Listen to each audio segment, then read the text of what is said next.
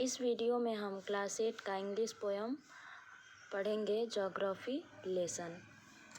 इस पोएम में बताया गया है कि जो पोएट हैं वो जब किसी जेट या प्लेन में बैठते हैं और जैसे जैसे अर्थ सरफेस से ऊपर जाते जाते हैं तो जब वो ऊपर से नीचे की तरफ देखते हैं तो उनके मन में कुछ प्रश्न उठते हैं शहर की बनावट को लेकर। तो उनके मन में कैसे प्रश्न उठते हैं, आइए पोएम पढ़ते हैं।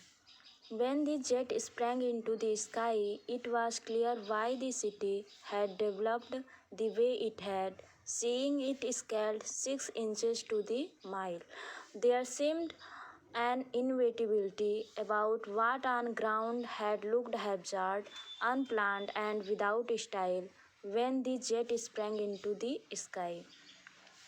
इनएविटेबिलिटी मीन्स होता है अनिवार्य रूप से या अवश्यंभावी। हैप्जार्ड मीन्स होता है बिना सोचे समझे। अनप्लान बिना किसी योजना के।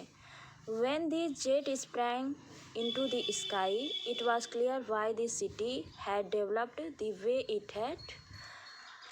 जब जेट आसमान में ऊपर की तरफ जाता है, स्प्रैंग मीन्स ऊपर की तरफ जाना, तो जब जेट या प्लेन आसमान में ऊपर की तरफ जाता है तो यह क्लियर हो जाता है, स्पष्ट हो जाता है कि जो सिटी है वो कैसे बनाया गया है, उसका विकास कैसे हुआ है, कैसे डेवलप हुआ है।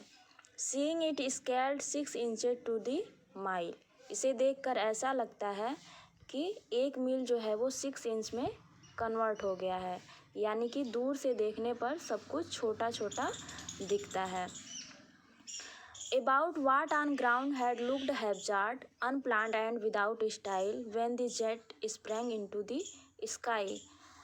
हैप्जार्ड मीन्स बताया गया कि बिना सोचे समझे, अनप्लान बिना किसी प्लानिंग के। तो जब जेट और ऊपर जाने लगता है तो ज़मीन पर देखने से लगता है कि सब कुछ बिना किसी प्लानिंग के, बिना सोचे समझे, बिना किसी स्टाइल के बना दिया गया है। When the jet reached 10,000 feet, it was clear why the country had cities where the rivers ran and why the valleys were populated.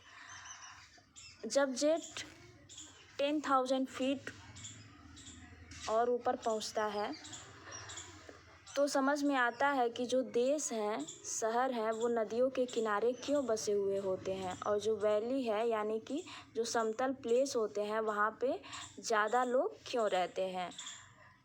तो the logic of geography that land and water attracted man was clearly delineated when the jet reached 10,000 feet. The logic of geography का जो logic है वो कि that land and water attracted man, कि भूमि और जल जो है वो इंसानों को आकर्षित करते हैं।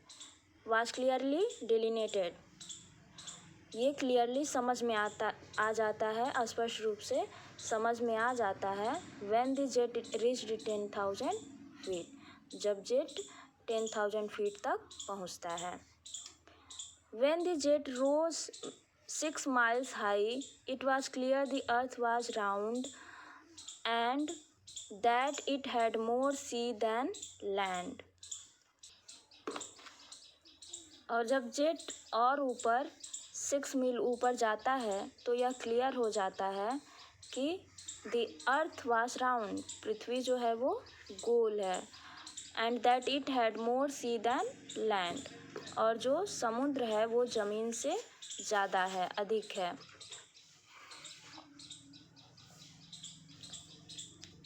But it was difficult to understand that the men on the earth found causes to hate each other, to build walls across cities and to kill from that height. It was not clear why.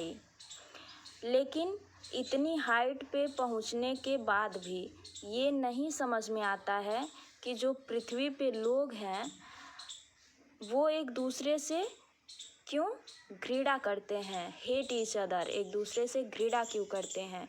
To build walls across cities and to kill, और उन्होंने इतनी दीवारें क्यों बना रखी है, एक दूसरे को मारते क्यों हैं। From that height it was not clear Y,